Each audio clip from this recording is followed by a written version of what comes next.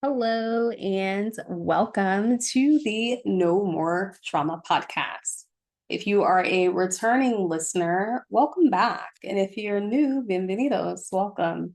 My name is Tanya, certified yoga teacher, clinical yoga therapist, wellness facilitator, and coach. My mission is to provide healing, mental health tips, and inspiration for living a trauma-free lifestyle. You can find this podcast on Apple, SoundCloud, and on YouTube. Welcome to the yoga therapy series. The purpose of the yoga therapy series is to gather medical diagnosis and challenges, lifestyle experiences or imbalances, and in applying a yogic perspective.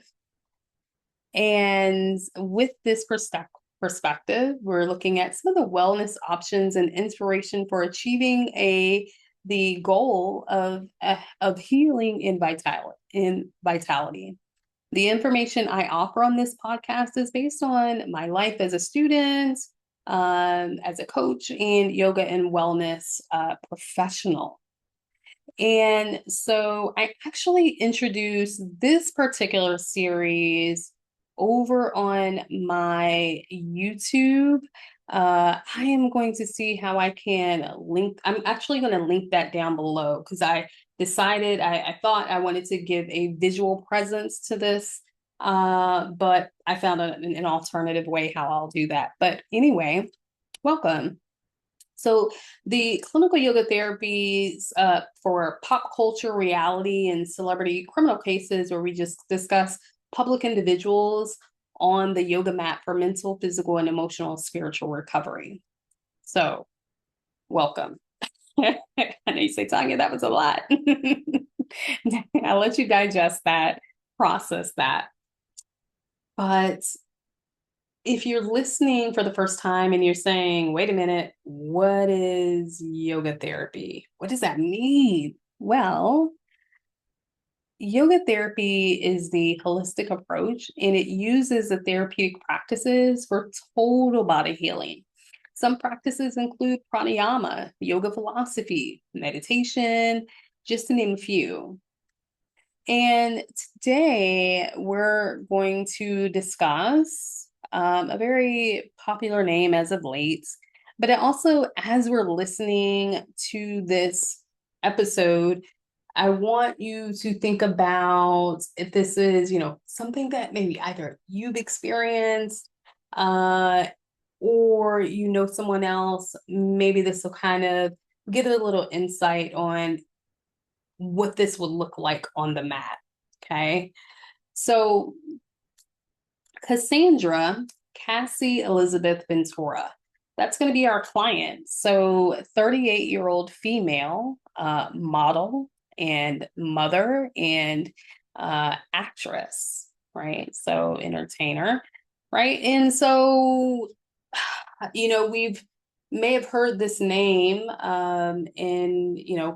obviously in the news, but let's say that we know this individual for one being human first always, right? But there are some imbalances that have been experienced, right? So, we'll be looking at the client and her experiences of being groomed, exploited, manipulated, abused, experiences of domestic violence, experiences with substance abuse, and substance use. So I first want to look at grooming and what that is, right? Well, actually, before I do that, let's talk about the sankalpa. And Tanya, what is the sankalpa? The sankalpa is the intention, right? The intention of why we come to the mat, right?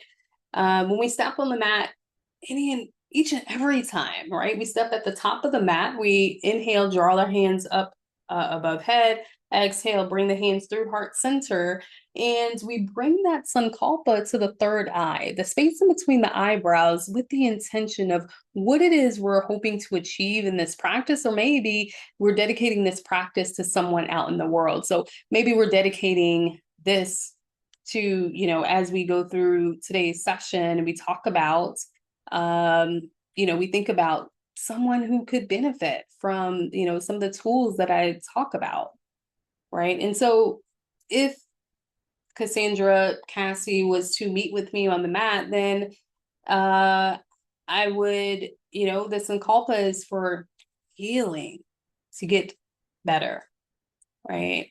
To live a lifestyle of freedom, a lifestyle of a beautiful mother, right? Balanced, safety for self, right? For self-love, to feel grounded, right? To have autonomy, okay? So if we heard of some things in the trial, we know that this client had experiences of, as I've mentioned before, being groomed, being manipulated, exploited, domestic violence, um, you know, drug use, right? And so, there's a difficulty of trusting others, shame and guilt of the abuse, confusion, and feeling like the reality has been distorted by the abuser, right? Or being gaslighted of the mixed signals, okay?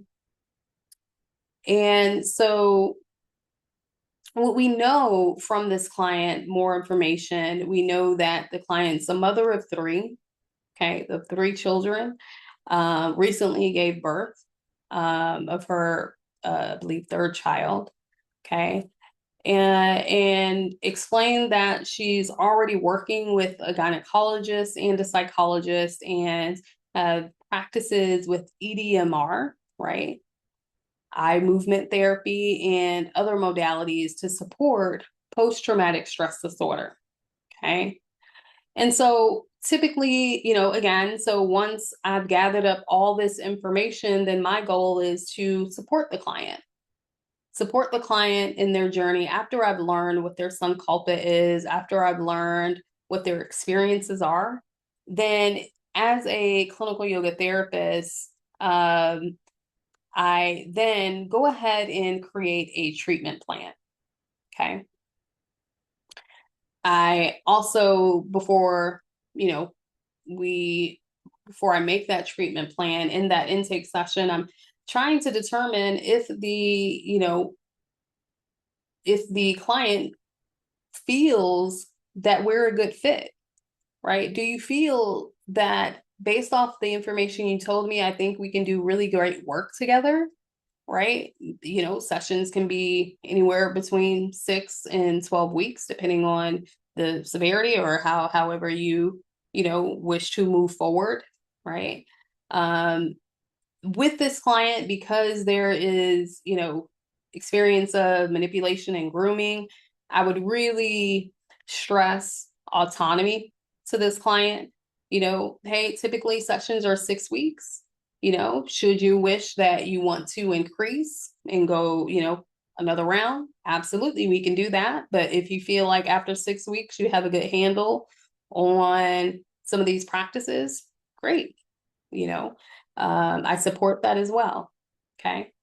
So let's go so once the client decides that, yes, I wish to move forward, then again, I create that treatment plan and I send this over to the client for approval. Hey, this is what we'll be working through. How does this sound? Does this feel like you would be comfortable with this, right? So the treatment plan can always waver and change based on the client's comfort, okay?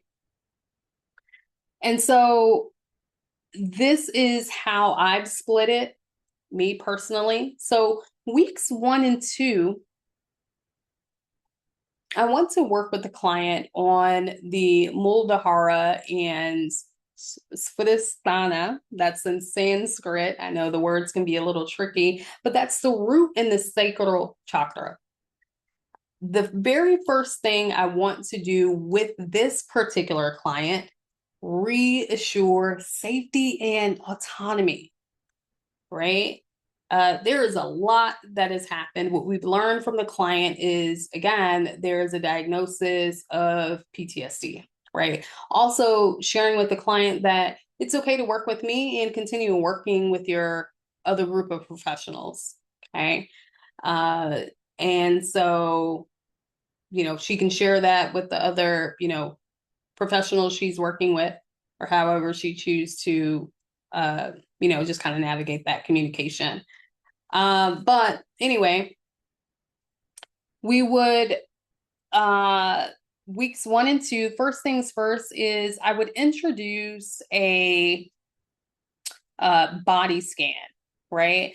Because when sexual trauma takes place, there can be a feeling sensation of disempowerment and disassociating from the physical body, right? There's a lot that has happened, been manipulated.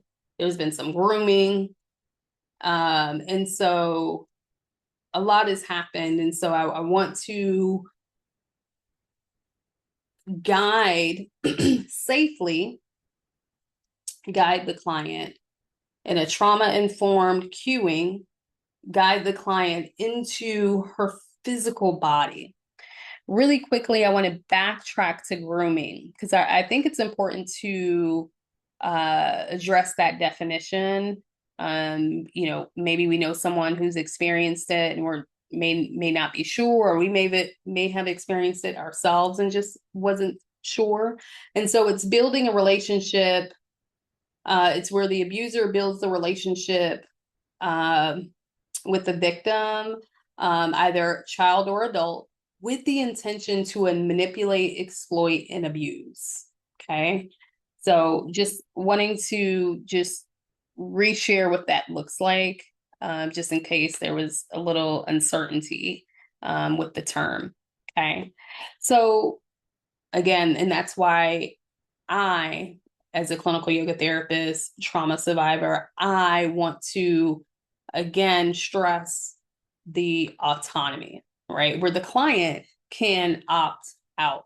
If anything in this 6 weeks, 6 to 12 weeks working with this client where the client says, nope, that doesn't feel safe to me, it doesn't feel good, the client has that. Okay. And so and that may be, foreign and having to relearn that advocating for self. So the first week, a body scan through guided meditation, right? And in doing that in a yoga nidra style. Okay. Now I have a video where I talk about what types of yoga that may be right for you. So, and yoga nidra and what that is, I'll link that down below. In yoga nidra or IRAS, it's reducing the symptoms of, it can support reducing some symptoms of sexual trauma, anxiety, and PTSD. Okay. And so as I'm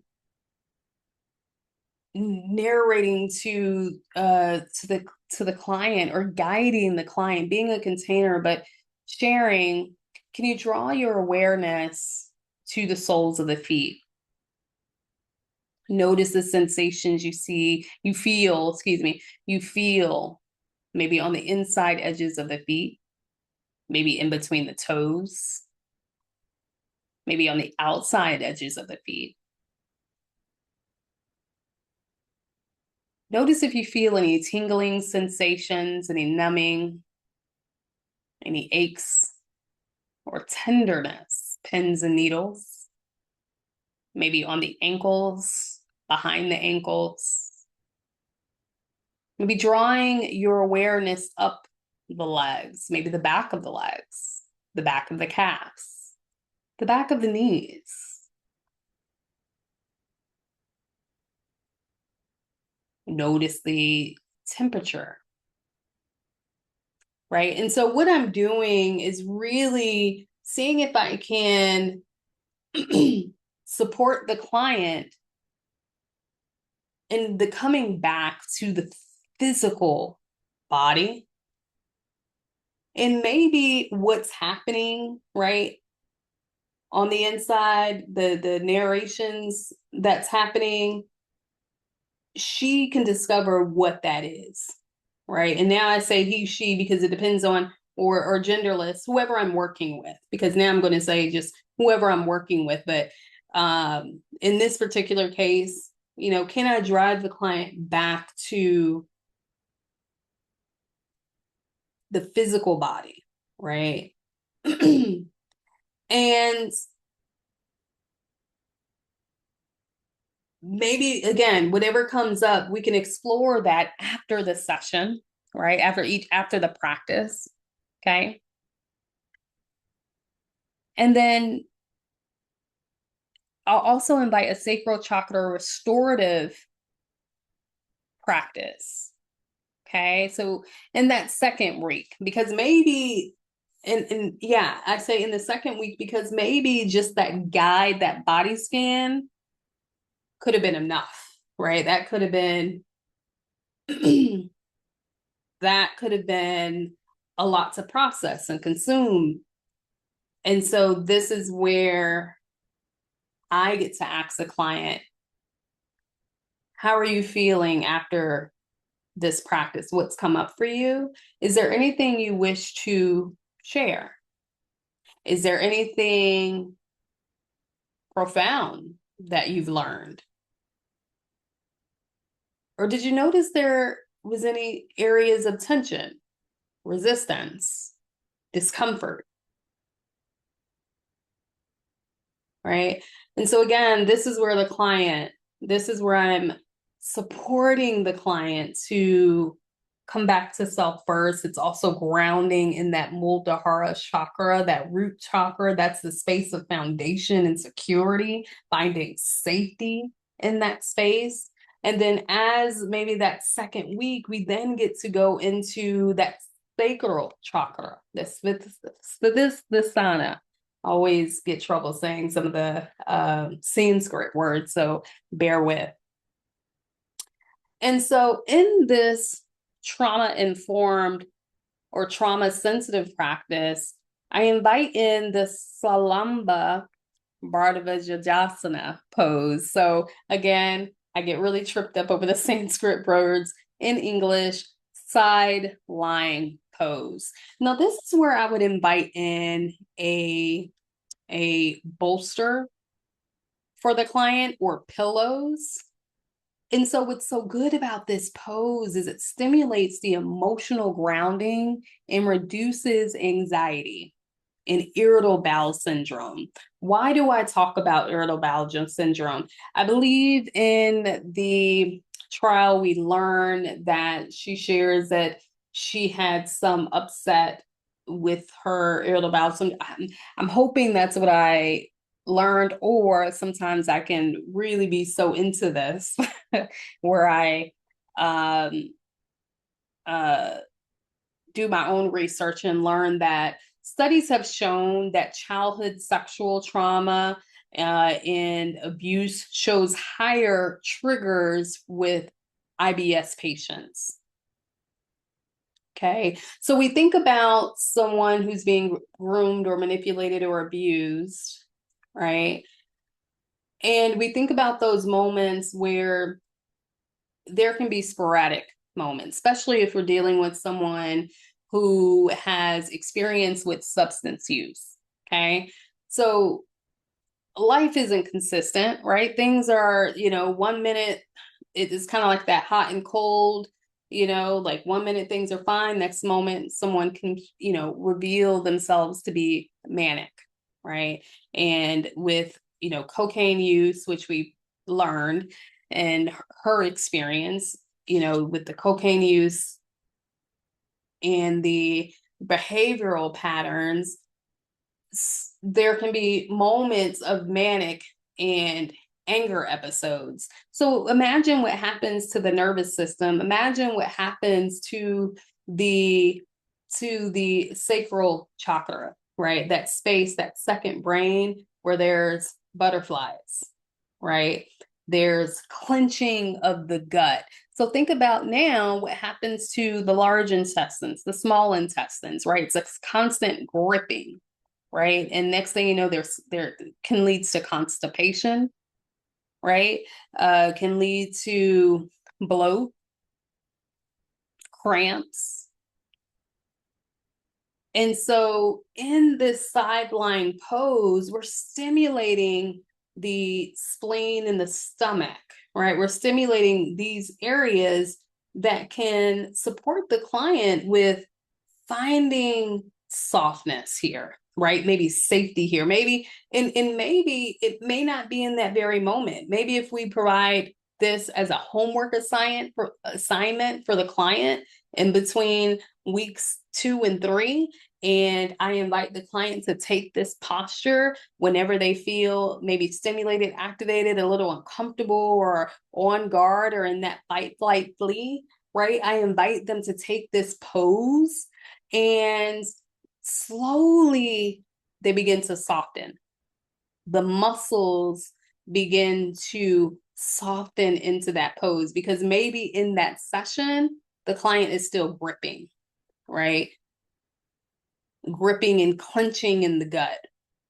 And so this is an opportunity. Well, after a few chances in times doing it, maybe the client says, you know what? Maybe the third time I tried it, I can really feel myself becoming heavy. So just a couple ways to look at how weeks 1 and 2 and that in between session, right? Because again, I think about the healing part when sometimes we, gosh, I've been working at this for so long. I've been in therapy, and I was one of those. I to like, I'm gonna take it in 2 different ways. You go, man, I've been in therapy, I don't know how many times, and I'm still working at this, right? Or, I've been dealing with, I've been going to rehab for 5 years and I've relapsed again, right? Again, so this is me painting a picture of the healing journey, right? So if anyone's listening and you go, man, oh, my sister's been in and out of rehab, and we've been doing this for years and it still hasn't stuck. Okay. Sometimes that healing part, it doesn't always, you may not get it on the first or second try. Okay. I even think about, let's talk about the real yoga practice. Maybe you're not in yoga therapy, but you say, man, I've been practicing, downward dog for the past 6 months. And I still can't get my heels to the ground. Not that you have to. I still struggle with the internal and external rotation of the hands, right? And pressing all fingers down on the mat, right? So again, it's not it may not happen on the first try. Okay. And this is me just painting that picture. Let's talk about weeks 3 and 4. So weeks 3 and 4, weeks 3 and 4, we move into the solar plexus, right? That's that place right underneath the breastbone. And in weeks 4, we work on the anahata chakra, right? Chakra. Anahata, that's the heart chakra. Okay. We're focusing on self-esteem, anxiety, right? Inadequacy, right? You can really feel, gosh, I don't feel worth it. I feel shameful, guilt that I've let myself, come into this situation. Sometimes there can be a bit of self-blame, right? Feeling of unworthiness. There can be some emotional neglect of self and our own emotions. Heartbreak, loss, right? Heartbreak of, losing self, losing friends, family. When we think about, if, being finding yourself in an abusive relationship, sometimes you lose some of your loved ones, right? Or you lose some of your friends. And this came up in the trial, kind of being isolated from family members, isolated from, the passions that you love, right? Just not feeling up to it, right? Not feeling like yourself. How did I get here?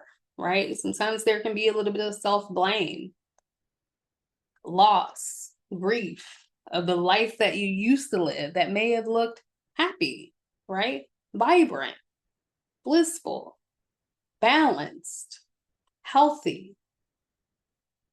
And so in weeks 3, I invite in Brahmari meditation. If I'm working with this client and the client, and Cassie or any client that has had these previous experiences, and I'm working with the client and they say, hey, I think I am making some progress. I would like to invite in some new practices. We're both on the same page. I feel like the client is confident and ready, right?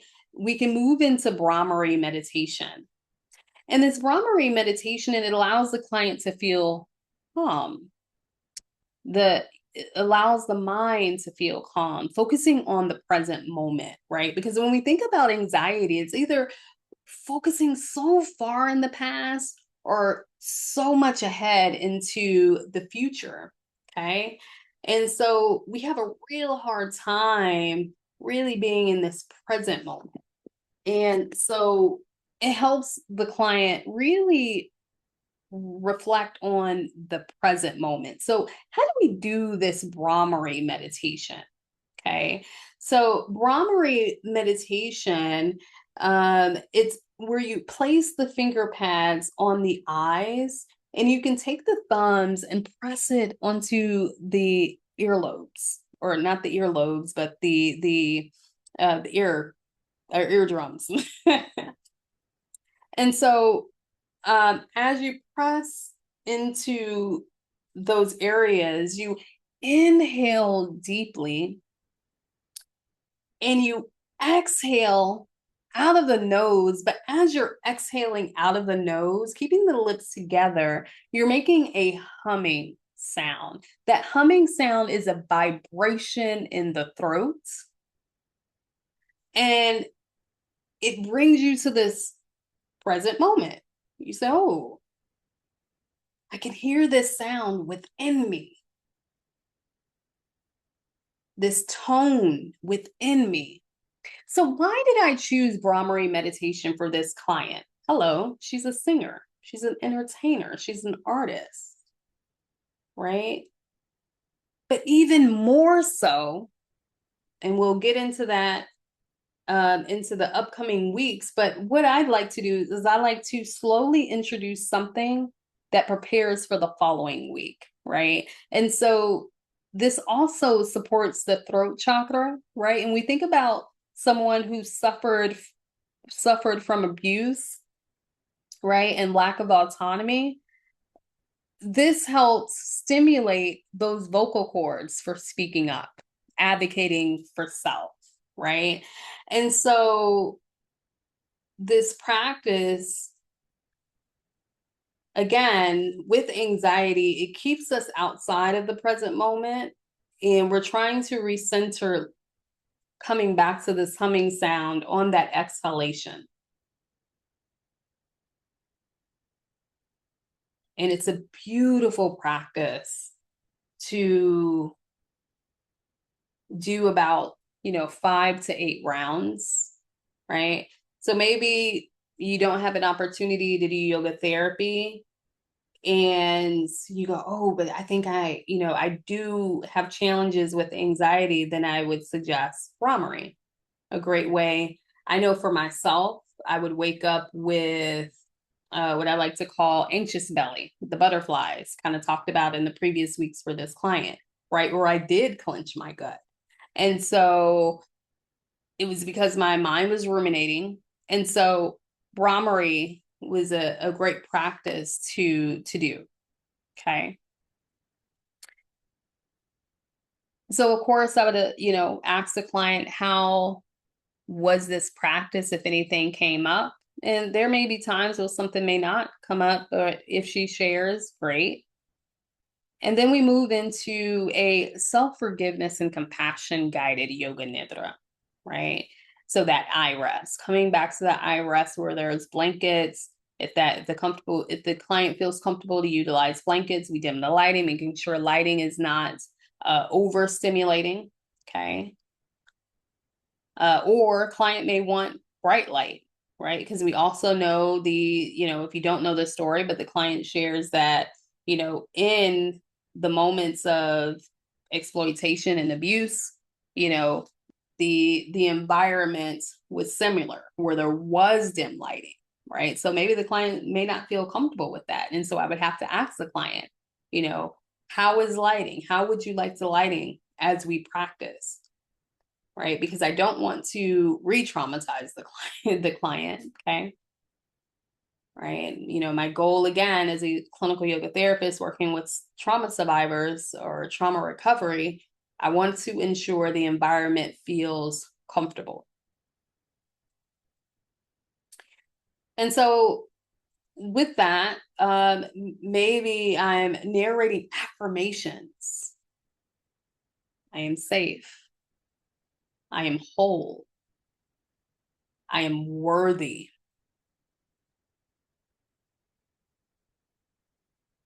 I am loved. Right. And so, even in that practice, I get to see the client, notice the client's body language as they're, lying in this practice, noticing, if there's any twitching or taps or stiffness, jerks in the body. And of course, I have the conversation with the client. Does anything come up? Did anything reveal itself? Was there any space of resistance, or were you able to easily soften into the mat?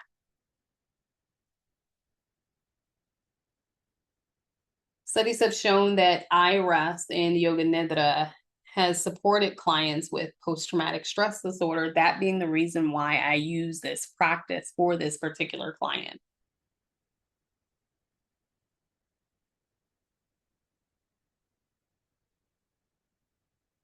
As we move into weeks 4,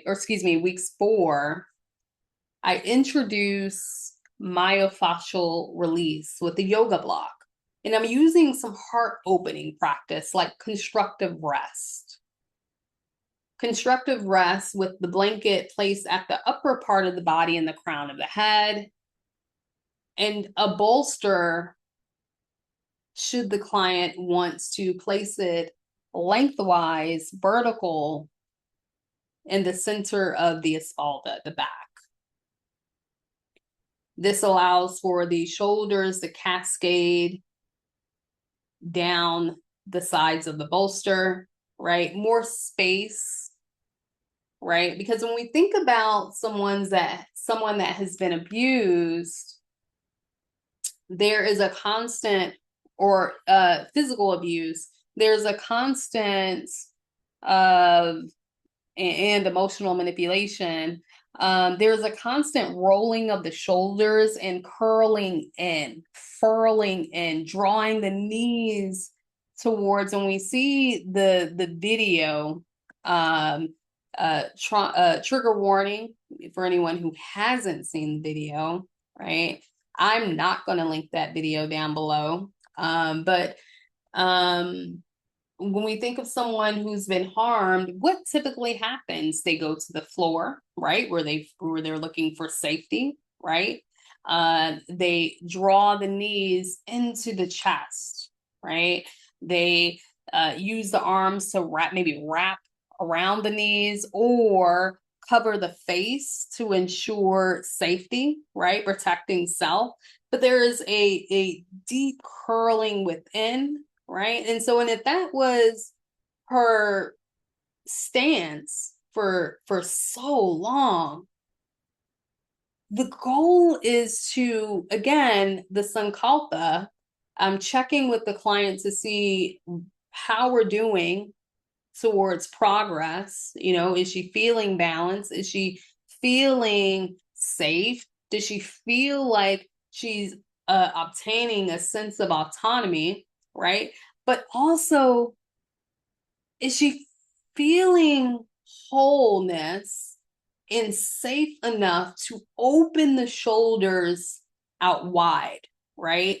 And to open up the ribs from around the heart,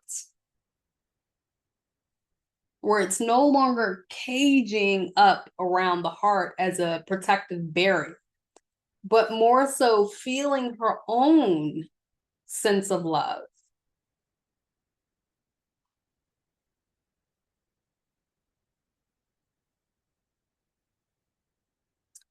And so with this pose, again, not moving so fast with this client as you may hear. We're not doing no downward dogs.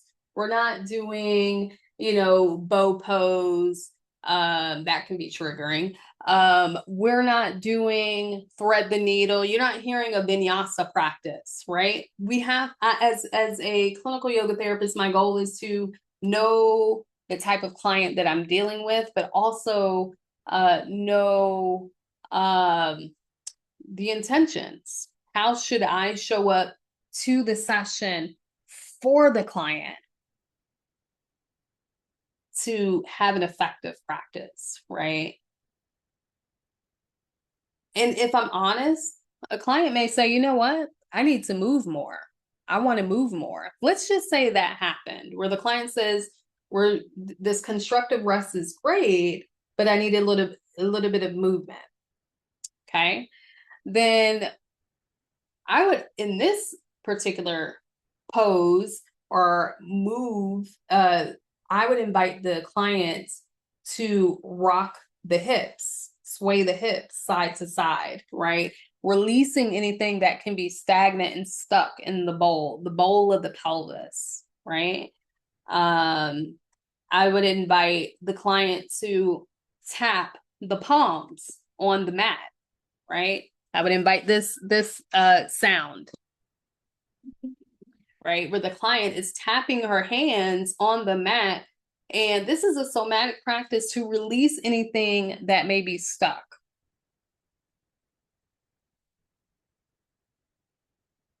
or lingering. She's taking this pose to her fullest expression. Yeah. So again, inviting the client to reflect, share anything that they wish to share. Did anything come up? Okay, great. Well, let's meet back for weeks 5 and 6. Yeah. So before we get to weeks 5 and 6, I just want to ask if you're feeling overwhelmed, or ask you, are you feeling overwhelmed? Are you feeling stuck in your body? Maybe it's time you try something deeper than just another workout.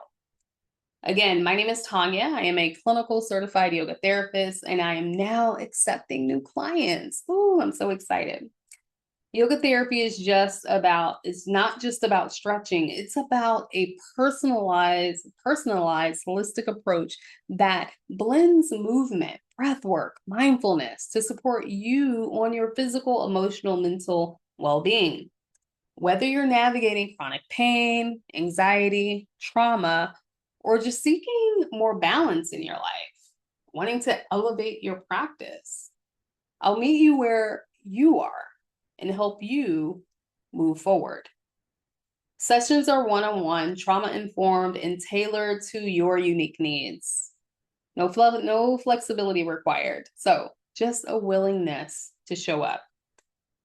If this is you, I invite you to visit me at www.nomoretraumayoga.com. Again, www.nomoretraumayoga.com, where you can schedule your free alignment call if you want to make sure yoga therapy is something you need, or you just need a life coach and you want some coaching sessions. I can do that too.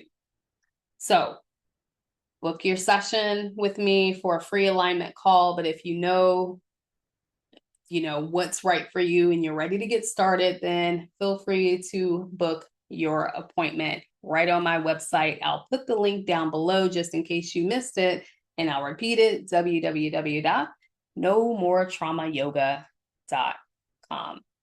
Okay, let's get back to weeks 5 and 6. So week 5 and 6, we would work on a throat chakra and the crown chakra, right? So this is the areas where she has been silenced, okay?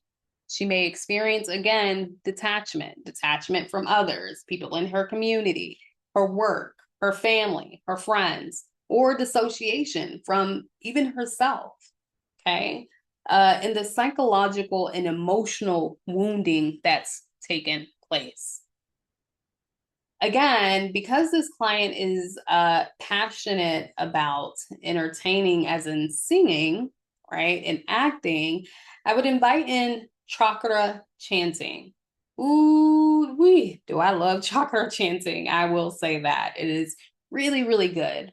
But chakra chanting would be really good for this client, where we would focus on the chanting of the for the throat chakra. Bum, bum. So what that looks like: inhale deeply, exhale, bum, bum. Yeah. So we would do that for 5 breaths, right? She may find this very therapeutic. Okay. Another practice I would introduce to this client during weeks 5 is lion's breath. Lion's breath pranayama. It's a beautiful practice where I say all of them are beautiful, by the way. So it's actually, this may not be a beautiful one. It's lion's breath. It looks funny. So it's a sticking out the tongue. You're probably like, oh yeah, that's not beautiful. It's sticking out the tongue on the exhalation. So inhale, exhale. Yeah, I know that sounded really weird. And so it's really sticking out the tongue. You're stimulating the throat, right? And releasing tension in the jaw. So physically, you're softening the muscles in the face and the jaw, but sticking out the tongue and the neck. And what this does is it promotes communication and confidence. Promotes communication and confidence. So this is a really, really good one. I actually do this one quite a lot, right? So because I do the podcast, but strangely enough, I think, I think this is a good practice for recovering people pleasers, right? Because this lets you, if you struggle with advocating for yourself or sticking up for self and, just kind of going with the flow of others, right? And you're not on that journey anymore, and you're learning to say no, and you're learning to put in your boundaries, then this lion's breath pranayama practice, beautiful, beautiful, beautiful. Okay. So again, benefits is, also supporting the face and the jaw, right, by sticking out the tongue and the neck. Okay. So great, a really good practice. But then week 6, we move into this restorative, sensitive practice where we work on, again, some movement in the body, very slow. And so because we moved from that constructive rest, I want to end here, right? This is where we started when we invited in movement, but this is where we end with this client. I want to come back to that, reintroducing this practice to see, as I'm tracking the progress of the client towards her sankalpa of feeling whole, feeling balanced, feeling confident again, right? Starting to feel this autonomy. I come back to this pose to see what has changed. What has changed in her digestive tract, right? And so as she takes constructive rest where the heels are towards the glutes, feet planted, right? Bolster placed behind, underneath her back, okay? And it's stimulating that parasympathetic nervous system and yeah, stimulating that place. But also seeing if there is any emotional release here for the client, right? Because again, we've been working for so long, not long, but we've been working for those 5 weeks, and here we are in that final session. Okay. So I want to see if there's anything that's coming up there. Okay. Another pose that I didn't get to mention before actually doing this pose is the restorative forward fold, and that's done seated and with the crown resting on the bolster, right? So I would let the and the feet are planted, knees open, where the bolster kind of rests in between, where the crown is safe enough to rest on the crown of the head, and to see if there's anything that shifts that way, right? It's also opening of the pelvis, right? Because that's also how we began. And I find that when I'm working with clients, I love this beautiful practice of ending the way we started. So that's just something that I like to do when working with the client. So as we end and as we close, I get to ask the client, do they feel like they want to end here, right? Do they feel like they want more sessions? Do they feel like, although we want the client to be independent, I'm asking the client, are they still working with their, other group of professionals? Is there something else that they possibly need out of yoga therapy? How close do they feel like they've gotten towards their sankalpa, right? Does she feel whole? Does she feel like she can advocate for self? How often is she practicing on her own? Does she feel more tamasic, where she's feeling uh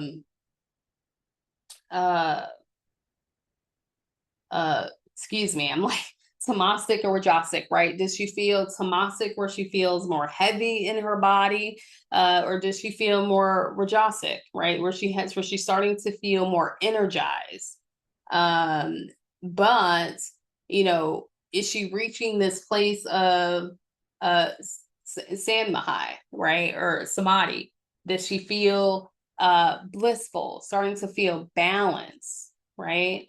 And again, as we talked about, healing doesn't just look straight line. It's going to look ups and downs, ups and downs. And so, the client gets to choose how she wishes to move forward, right? I still stay in touch with the client, gentle check-ins, how are we feeling? Anything come up in your svadhyaya, that's your self-study. What have you noticed about self? What do you need? How can you how can you show up for self confidently, and so forth, right? Yeah. This was a good one. I really enjoyed this one. This is actually therapeutic for me. I am a survivor of some of these things that came up in this podcast today, and I can, continue practicing some of these things myself. If you know someone who have, experienced some of these things, emotional neglect, substance use, feelings of unworthiness, lack, abuse, I Please, please, please, one, if you need to reach out to your local professional, please do so. You can always, if you enjoyed this and you want me to discuss more, please reach out to me at az.nomoretrauma@gmail.com or visit that website at nomoretraumayoga.com. And if you want to chat about this podcast, I'm excited. This chat feature, I am going to post the link on where we can chat about it over on my Substack in the chat. So that'll be where our community is. That's going to be where the No More Trauma community is. So I'm excited. I again hope you enjoyed this. Take care of yourself. Reach for water if you need it. Okay. If you're listening to this, you probably say, Tanya, she's one of those people that's really hard to get off the phone when you're really just trying to say, all right, bye, bye. All right. Well, remember to live abundantly, love your authenticity, and radiate organic happiness. But most importantly, live a life of no more trauma. Be well. Namaste.